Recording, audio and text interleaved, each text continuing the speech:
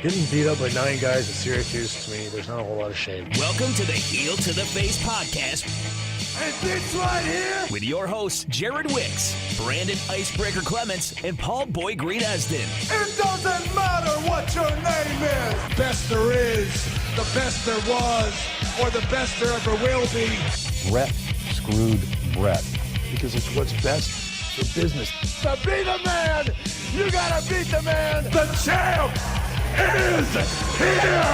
Oh, yeah. And if you're not down with that, we got 2 words for ya. Tweet us using the handle @HeelToTheFace. Woo! Let's get ready to suck it! The bell is rung, so let's step in the ring with your hosts, Paul, Brandon, and Jared. I might as well tag me up with my buddies from Syracuse. This is the Heel to the Face podcast for another week. We are coming off Raw and SmackDown from the 6 in Toronto this past Monday and Tuesday, and we're coming up on All In, the biggest independent wrestling show in the world, apparently, this upcoming Saturday, September the 1st. So this is the Heel to the Face podcast. We're joined as always with Brandon the Icebreaker Clements. You can find him on Twitter at Icebreaker21. Myself, Jared, just Jared Wicks. You can find me on Twitter at Jared Wicks. And don't forget to follow the program at Heel to the Face on Twitter. That's where you'll get all the information you need for our updates, whether it be our Twitter question of the week, our tweet of the week, or just the links to the show. So without further ado, let's get this week's show started. Ladies and gentlemen, this is the main event of the evening with a 20-minute time limit. So this week, Monday Night Raw and SmackDown from Toronto was announced that SummerSlam is going to be in Toronto as well next year. I was disappointed because we talked about that in the past, and I thought that maybe the arena would be a great place for Raw and SmackDown, but apparently next year, SummerSlam is going to be the same idea of Raw, SmackDown, everything's just going to be one arena, one set, the announcers at one location. No big difference there, but either way, this past week, Raw and SmackDown were in Toronto. I think overall, I felt that they felt like big shows. Yeah, I thought the shows were more interesting. I thought there was more. What does Paul always say? Je ne sais quoi? You know, a little something like that. Yeah, I don't really know how that relates. Little extra. I mean, it was a little extra kick. I feel like. I thought the crowds in Toronto were great. I noticed the one thing I noticed. I don't know. You know, maybe I noticed this more than other people, but when I was a kid and watched Raw, there was none of this dim lighting, and now there's a lot of that dim lighting. On Raw and SmackDown this week, there was none of that dim lighting. You could see the whole crowd when they had an angle where you were looking over at a corner, you could see all the way to the top level. Now, you know, if you watch SmackDown nowadays, or at least in the last couple of years, you can't. It's like they darken it out. You can see the first couple rows. Well, a lot of times and that's because there's nobody sitting up there. Yeah, I was gonna say a lot of times though, I feel like they put I wouldn't say like tarp, but they put a cover over like the top tier, so it doesn't look like it's. So on the most of the SmackDowns I've gone to, and maybe even a few of the Raws, they definitely put everybody on one side. Yeah. Because you want the cameras to show, oh yeah, it's a packed audience tonight. Yeah, I mean, I went to SmackDown in Rochester, New York, where it was all full on one side, completely empty on the other. Really, it was that empty on the other, completely non-camera side. Oof. Yes, it was empty, completely empty. Man, well, that's what TV does. They can show what. So they have the angles the right way, obviously, and then they don't show the other side. Makes sense. Now let me ask you this: speaking of the shows this week, what did you make of the Kevin Owens quitting? What did you think there? I don't really know what to make of that. I wasn't expecting that. That was kind of out of left field. Do you think he's quitting as in taking a little time off to get a new storyline, or is he quitting as in coming back next week? It's definitely a storyline. But hasn't he done this before? This seems like something he's done before, where he's like come back but the WWE, next week. And but WWE's taking him off the page. I heard the WWE.com page. Well, I think. I mean, yes, I know it's. Remember the Kevin Owens, Sami Zayn thing we had? What, just like 4 or 5 months ago now?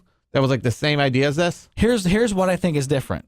Call me crazy on this, but isn't this timing kind of interesting because Brock Lesnar is going back to UFC? There's a guy named Paul Heyman that needs some work. Why not? But Kevin Owens is a good talker. I know, but why not? Why not? Yeah, but Brock Lesnar can't talk. Kevin Owens, yes, he definitely can talk. But imagine this: Paul Heyman is the manager.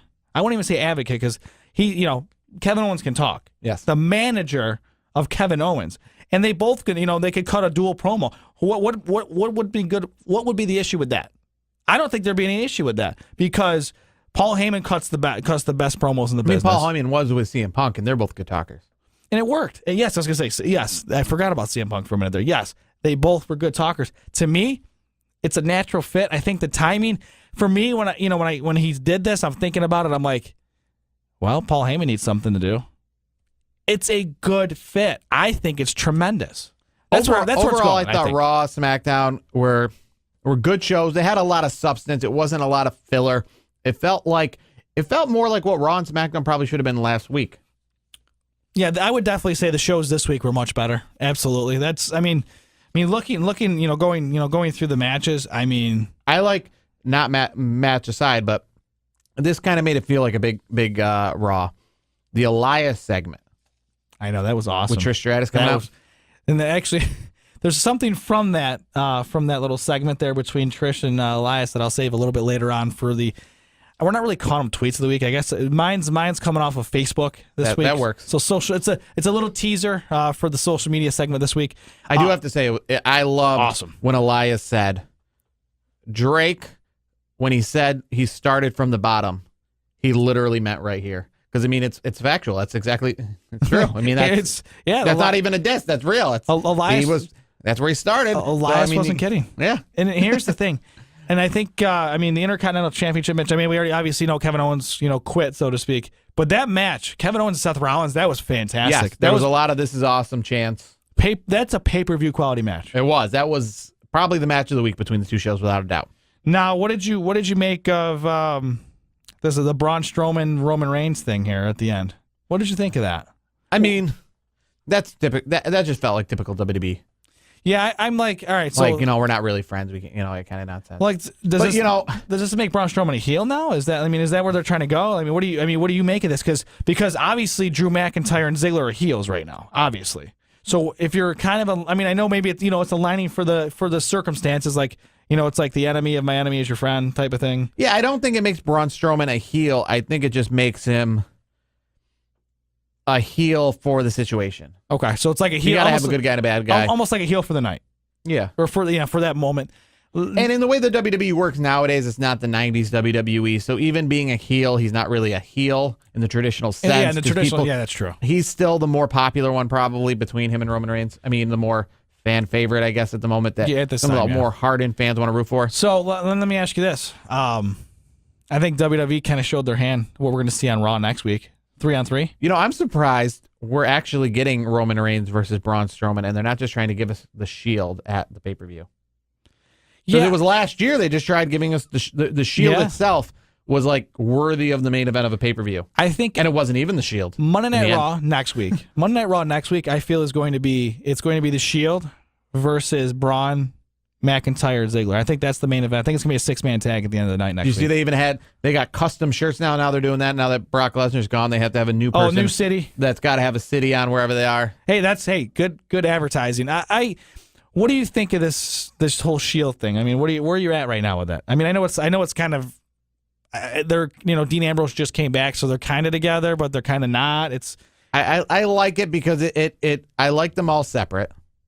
And then it gives them something to do on top of that.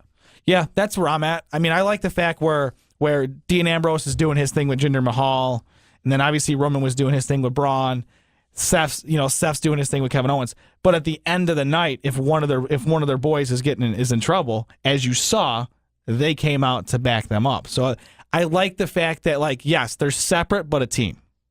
So they're not cutting promos every week together.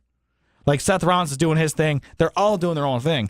But at the end of the night, I like the fact that if one is getting attacked and one is outnumbered, the other two are going to be coming down the ramp and helping out. I like that. Moving over to SmackDown, who on earth thought that Primo and Epico were still there? I know. I thought they were gone. I saw that. I was like, what? They're still here? I honestly thought they were gone. But what did you think of the matches? I thought SmackDown's matches were good. Honestly, my favorite match of the night was the Daniel Bryan Cien Almas match. That was great. That was a good match. I enjoyed that. Yeah, that wasn't a bad. Overall, I like the idea that how many SmackDowns now are they ending with women's matches? I know I feel like there's been a lot lately. And you know what? And that match was good too. But I liked it wasn't just the match for Daniel Bryan and Andrade Cien Almas. It was the whole package between the match and all the extras after the match, where you see Miz and Maurice attacking them at the end. I thought that whole match and segment right there, I thought that was fantastic. I thought that was really good. I was not surprised because you know how the Miz and Maurice are. You know they're going to be sneaky about something. So I knew something was going to happen. How they did it, I thought it was a well done match, and then the extras, so to speak.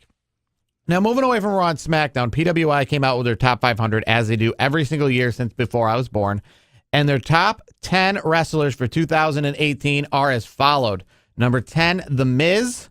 Number 9, I don't know how to pronounce the first name, but I always refer to him as Naoto. Cody Rhodes is number 8. Roman Reigns, number 7. Braun Strowman, number 6. Seth Rollins, 5. Brock Lesnar, 4. Okada, number 3, AJ Styles, 2, and Kenny Omega, the number 1 wrestler in this year's PWI 500 2018 edition. What do you think about this list? Where do you see any changes? Let's see, with college football rankings and stuff coming up in the near future. I mean, I'll your take on this top 10. Here's the first part. Rankings don't matter, honestly. I don't. This is just more of a conversation piece. If it was me, where's Samoa Joe? I want Samoa Joe. I'm not saying top 5. I'm saying he should be at 10. Okay, so Samoa Joe's in there. Now, I know you don't know too much Naoto, and probably, I'll just say that I know you know pretty much everybody else on this list pretty good. Yes. So who would you kick out? Because I'm assuming you have to kick out a WWE guy. And do you think Brock Lesnar's too high on this list? Yes, I would take Brock Lesnar out. He doesn't need to be on the list. I know I'm a big Brock Lesnar fan, but I agree. I don't know why he's on this list because he doesn't have enough sample size. Yeah, what does he have? A handful of matches this year? To me, I take Brock out. I'm not putting Joe at 4. I'm not doing that. So for me, I take Brock out at number 4. I slide everybody else down. So Miz goes down to 9, and I put Samoa Joe at 10. So you think Miz is better than Samoa Joe? I would not say from an in-ring perspective, no.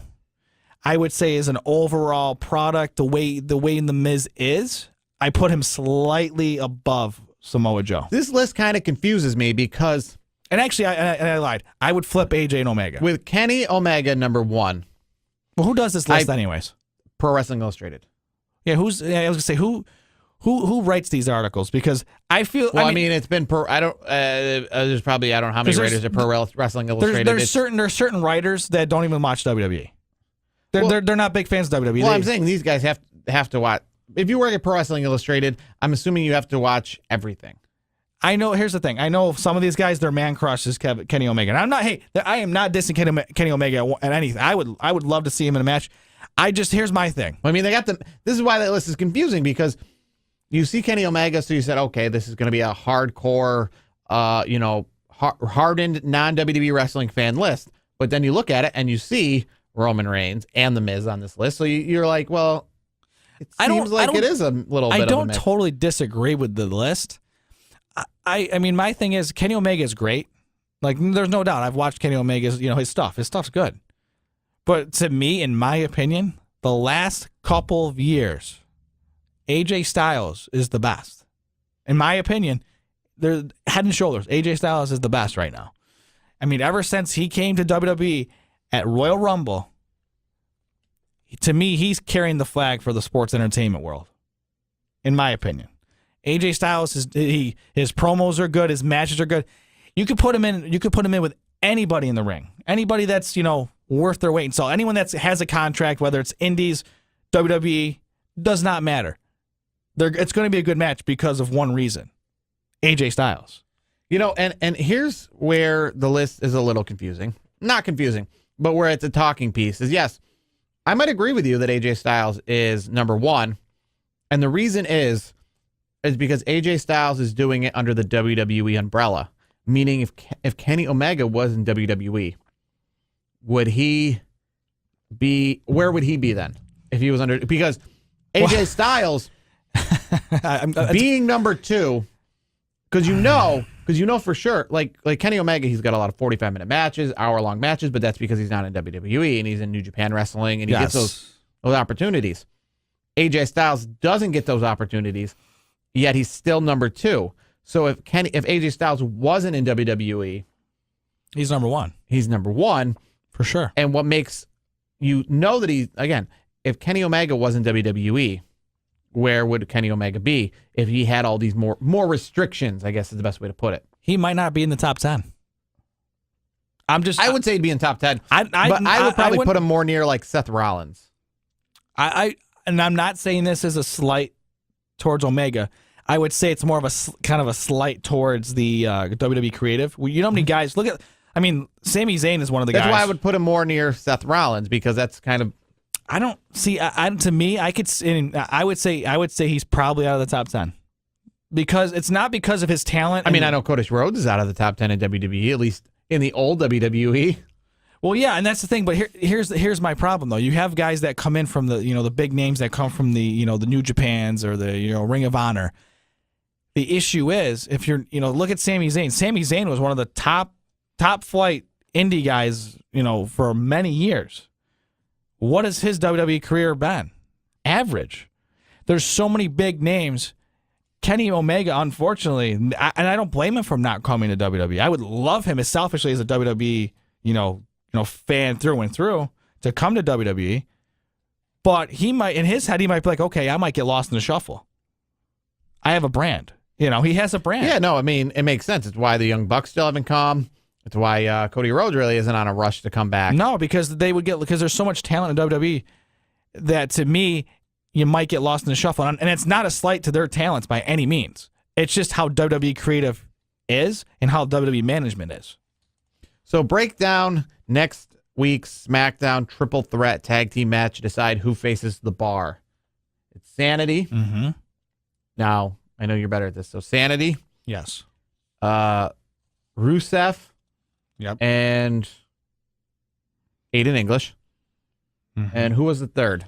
Usos. Who do you say comes out of that? I would say, I think it's going to be the Usos. Who would I want? You want Sanity. I want Sanity. No doubt. You know me. I'm big on Sanity. That's my group. I love those guys. But the way they're booking things right now, I think it's setting up Usos in the Bar.